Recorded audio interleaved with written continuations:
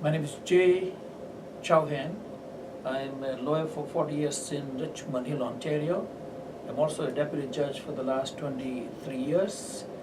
And our program today is to deal with the question of how to conduct a cross-examination. And to do this video, we have Roshni Vora, who is currently an articling student in August 2014, but in the next few months, she'll be called to the bar. She's done all the requirements and she'll be a lawyer very shortly. But here is a discussion in the format of questions and answers. In the format of the answers, I want to answer and explain to Roshni what is it that you do to prepare for the cross-examination and how do you conduct it. So here's Roshni. All right, thank you very much. So the topic we're looking at today is cross-examination. So my first question is, what is cross-examination? Well, when you're in a trial and the issues have been addressed in the examination in chief by the opposing counsel, you're there to conduct the cross-examination from the opposing point of view, to ask questions from the other side, to elicit the answers that you need from your perspective, and that's the cross-examination. So it's an examination in chief for a witness, and immediately thereafter, you have a right of cross-examination, and that's what you conduct in a trial. Okay, well, how does one go about preparing for a cross-examination? The best way, Roshni, to prepare for it is when you prepare the trial and you keep your notes ready. You keep the questions ready from the point of view of the issues that are to be addressed in the trial. And those issues are essentially the question of what are the legal issues that you want to bring as a plaintiff, you're on the plaintiff side. And if you're the defendant, what is it that you are going to try to say to oppose that point of view? The plaintiff's point of view has to be expressed from the point of view of the cause of action. What is the reason why you brought the action? Namely, there's a tort, contract, and how was that agreement made or breached is what you want to present. And when you want to ask questions on the other side, you want to prepare the questions which are now going to show what is it that you want to illustrate from your particular position, actually, that will illustrate your point by admissions from the other side or by making the point through the question that you pose to tell the court that that is the point of view that you want to bring across. That's the cross-examination. So, as you've touched upon, when you're preparing your questions, it's obviously to elicit favorable testimony. So, how do you think the best way is to obtain admissions from a witness? Well, the best way to obtain admissions is to frame the question more precisely from your point of view to get a yes and no answer if you can. Very often this is very difficult actually because the opposing side doesn't want to say exactly yes or no because they have their own point of view. So I think that what you have difficulty with is trying to get a statement that is very clear and precise, but you might not get it actually. So if you don't, you rely on the question itself because you're conveying the question to the witness, but more important to the judge, to tell the judge actually that's your point of view, and that's how you should frame the question. I think you don't need to, what I call, badger the witness.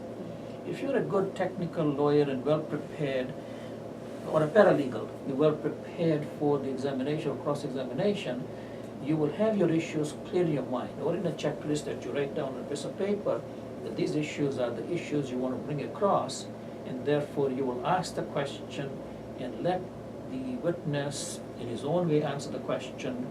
And you don't have to make him uncomfortable. You can be making quite comfortable in asking the questions, and very often by making him comfortable, he will give you more answers than you would if you make him feel hostile or uncomfortable. Right, definitely. So you touched upon the opposing side. Now, when you're preparing your questions, what is the balance you're supposed to strike in terms of dealing with your own issues and their issues? Well, you try to make your case on a balance of probabilities.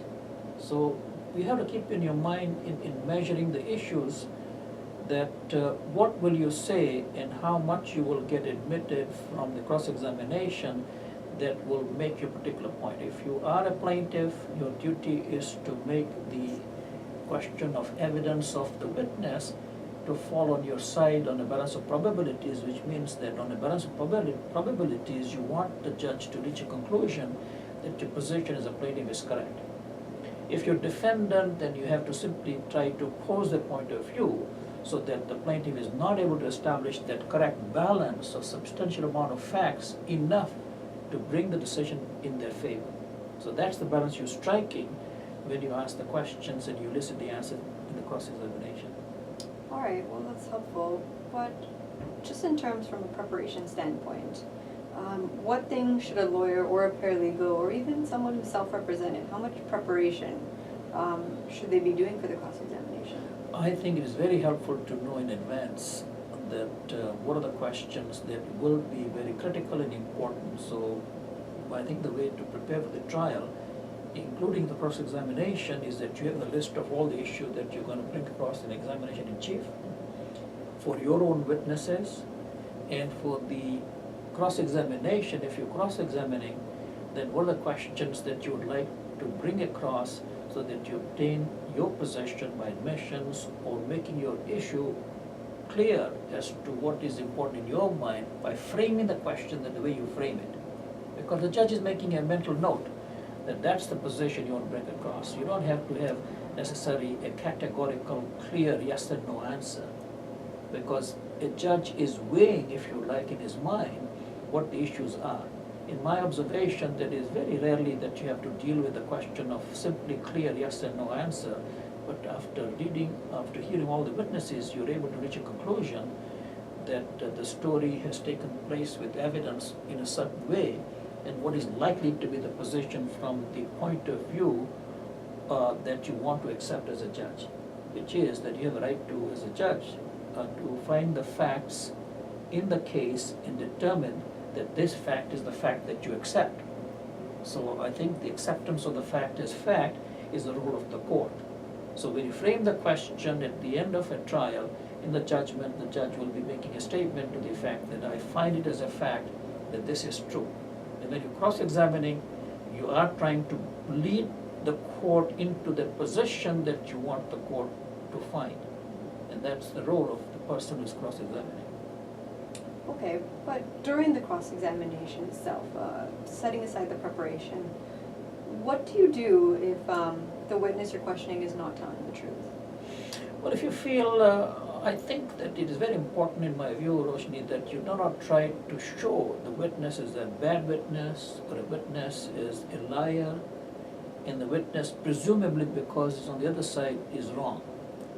A more effective way to cross-examine a witness is to try to put the question to him in such a way that you get the answer that you want, but not badger the witness to try to elicit exactly the point. And if you think he's not telling the truth, you simply frame the question and leave it as a question, whatever the answer is, because you will have the opportunity, when you bring your own witnesses, to make that particular point. In your submission at the end, you bring it across to the court and say, when I framed the question, the witness on the other side did not answer my question, but my witness has illustrated the particular point of view, and you make a submission to the court that that point of view should be upheld. And that is the way that you bring across most effectively your position. All right. Now, we touched upon perhaps an uncooperative witness, but in general, how do you frame your questions so that not only you get across your point and hopefully elicit favorable testimony, but phrase them in a polite manner?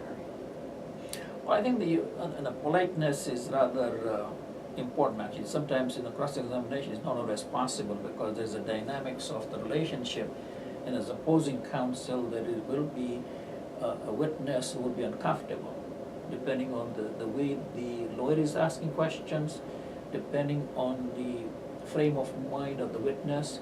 So there is a dynamics of the interaction between the two parties. One is the lawyer, one is the witness. That the dynamics plays out in terms of how the questions and the answers will be framed. But generally speaking, I think it is important to maintain the politeness. Those days where you can just make your point, pacing up and down and making it loud, making it obnoxious are gone. I think you have to simply make your point technically on the facts and the law, and make your questions in such a way that you pose it reasonably, politely, and expect a reasonable answer, and that's where you leave it.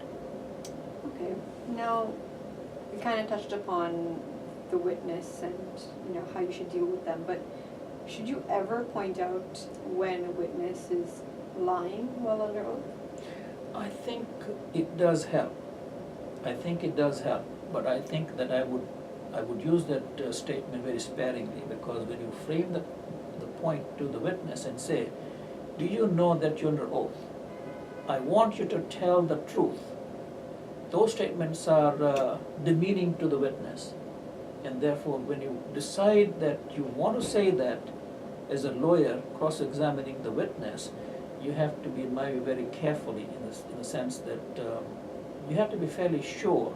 You have to be willing in your mind to know that the witness in your mind is definitely not saying what he should be saying, and essentially making the point to the judge more than anybody else, that you're not necessarily going to conduct a trial of perjury, but you're going to make a point that you're very concerned, you're saying that to the court, that the witness may not be telling the truth, and therefore you framing the question to ask the witness, do you know that you're under oath and you ought to answer the question truthfully?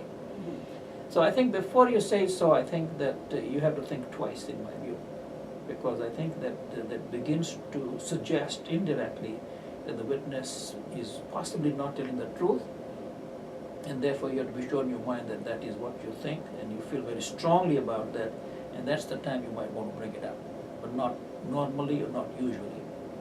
Okay, so now that we've gone over preparation, style of questions, can you talk more about the etiquette of cross-examination in terms of whether you stand up, what demeanor should you be presenting to the judge and the rest of the courtroom? Well, I was in court today, actually, give an idea what I went through. Sure. What happened, there was a person who was self-representing.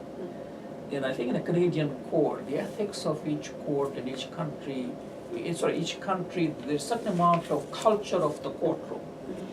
And the Canadian courtroom is not as formal as the English court, where there are wigs there and so on, and it's not as informal as the American court. We're somewhere in between in Canada, where I think the expectation of the person, the counsel, is that he would be standing up when he is addressing the court, or when he's asking questions, or when he is cross-examining. So the norm basically is that he stands up, and these days, in the last few years, all the transcribing is done on a mechanical device which is simply recorded. And therefore, for one thing, you need to be in the same spot where you can be heard on the microphone, because all you say is being transcribed or being heard in a tape recorder. So I think that is becoming less and less common now for the lawyer cross-examining to pace up and down the courtroom trying to ask questions. So you're standing in your position, in your lawyer's position, and asking the question to the witness from a certain distance. If it involves a piece of paper that you want to show, a business record, for example, and you want to show it to the witness and say, is this your signature, for example, then I think it is reasonable that you bring it across, mark it as an exhibit, and then show it to him there, because there the microphone is also there for the witness, and that will hear the voice of the lawyer. It is being recorded. So in general, as far as demeanor in the courtroom manner is concerned, you stand up, you are usually in your own place where you can ask questions from a distance to the witness, and you come to the witness closer if you really have to. Okay. Now, what if the witness, though, rather than giving an answer, asks a question back to counsel? How should that be dealt with? I think it does happen. I think sometimes the witness is also aggressive, and he thinks that why does he have to only answer questions to the lawyer who is on the opposite side, is uncomfortable, and he might frame another question back to the lawyer and say, I want to ask you the question, but it is inappropriate. I think at that time, if he continues to do that thing, the first thing you do is to tell the judge that you ought to answer the question. The judge looks at the witness and says, you have to answer the question, and that you're not here to frame questions as the role of the lawyer. You're here to answer the questions, and when you say that, usually there's no problem. So I think that if it happens, you address the question to the judge, and the judge addresses it to the witness, and then the witness will get to know.